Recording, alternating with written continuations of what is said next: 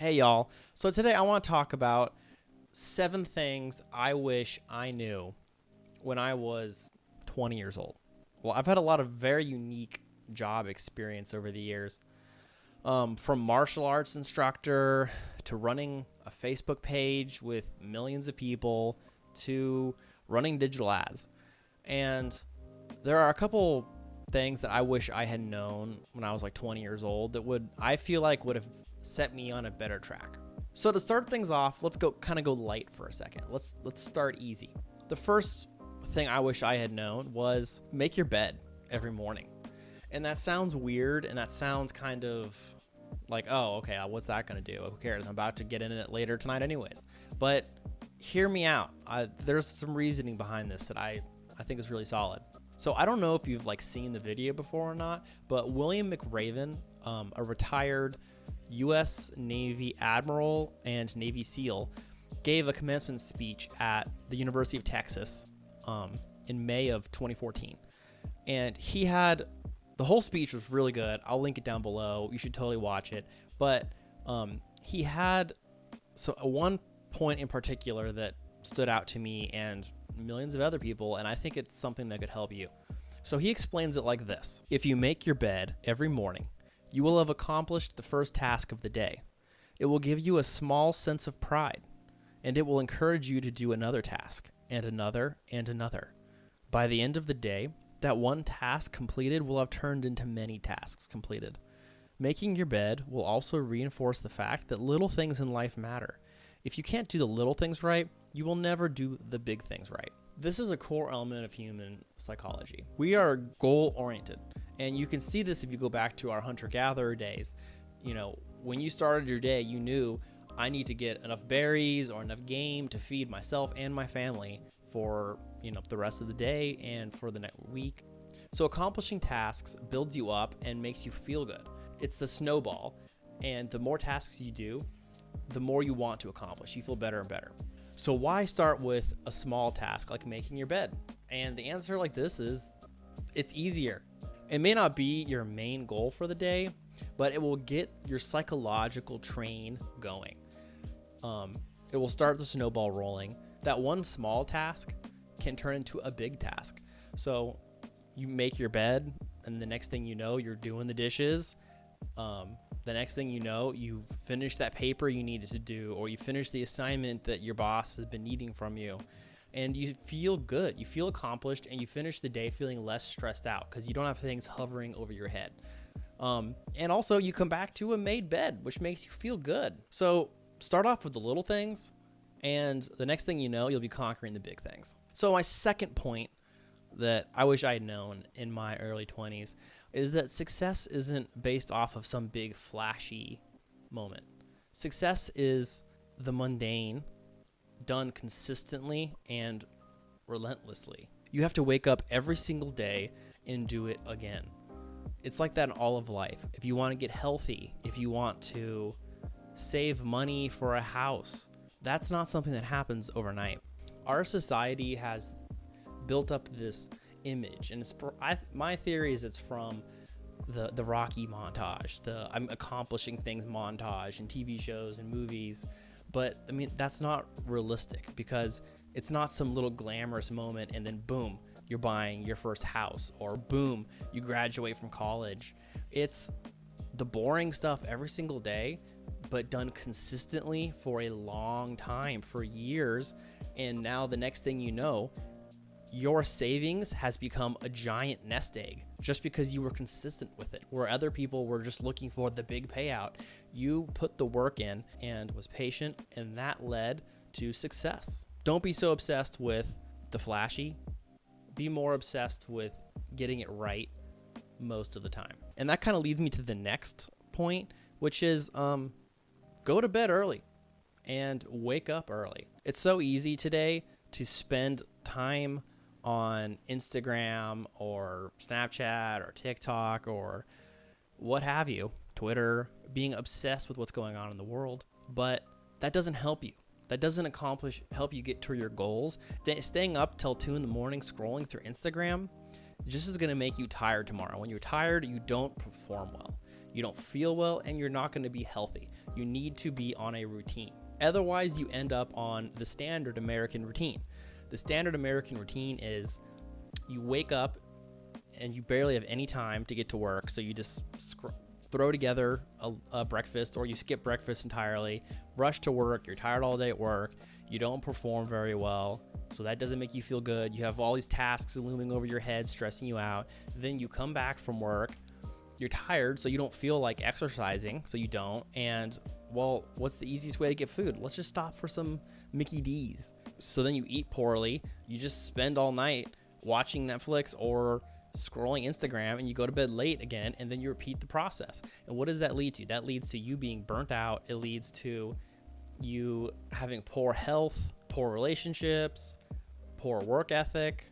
So break the habit, get out of it, change your life. If you do it for 30 days, just waking up early and going to bed early, just that alone, and making your bed, will change your life. Just try it. Just, what do you have to lose? Just try it for a month.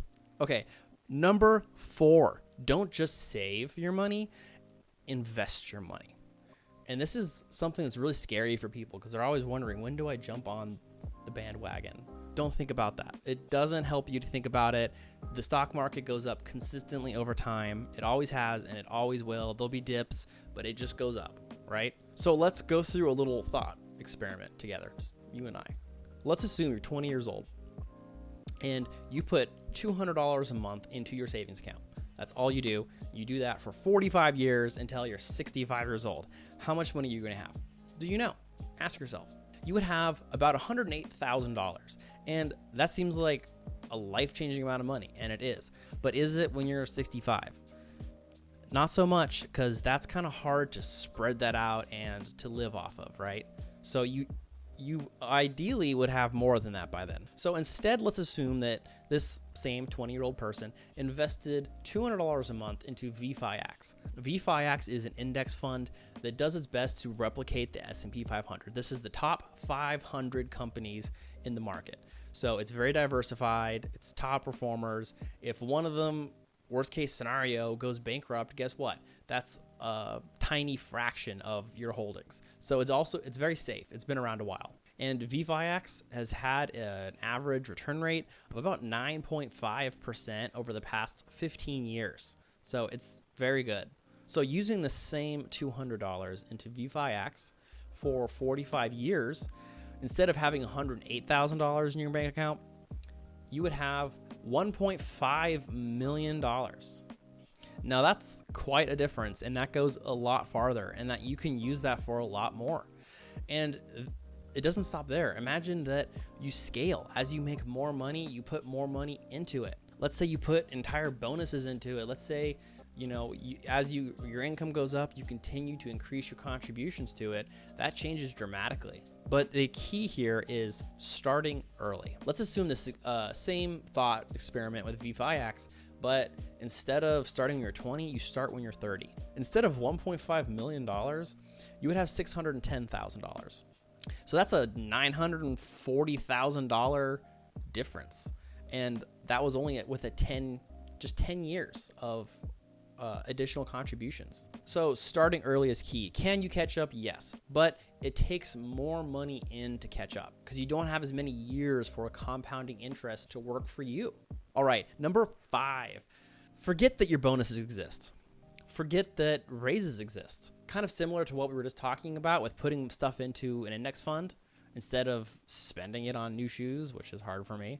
Instead of having lifestyle creep envelop your paychecks and your bonuses, if you're smart with your money, it could change your life. As an example, for every additional $100 that the average American household receives, they spend $157 out of that 100.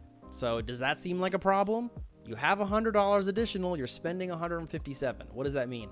Probably means debt. It probably means buying things that you don't really need. However, top earners in the United States with every additional $100 on average spend $52. So do you see the difference there? When someone knows how to handle their wealth, they're less likely to go into debt and waste it on something that they don't need. So now you can factor in the fact that most Americans are living paycheck to paycheck and they have less than $1,000 in their bank account. And the pieces start to fall into place of how people can be really stressed out with life.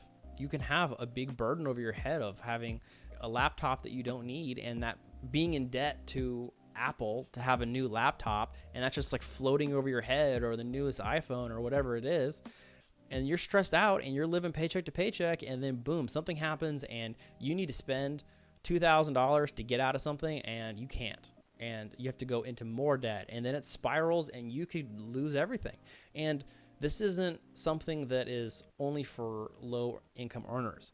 Living paycheck to paycheck can happen to anyone at any income level. And there are plenty of people in like the 1% that are very stressed out by their finances. You see lots of lottery winners, actors, football players who end up losing everything because they don't know how to spend their money, and then something happens, the money stops coming in, and their lifestyle destroys their savings, and then they're back on the streets and they don't have a way forward. So this problem has nothing to do with income. This problem has to do with discipline.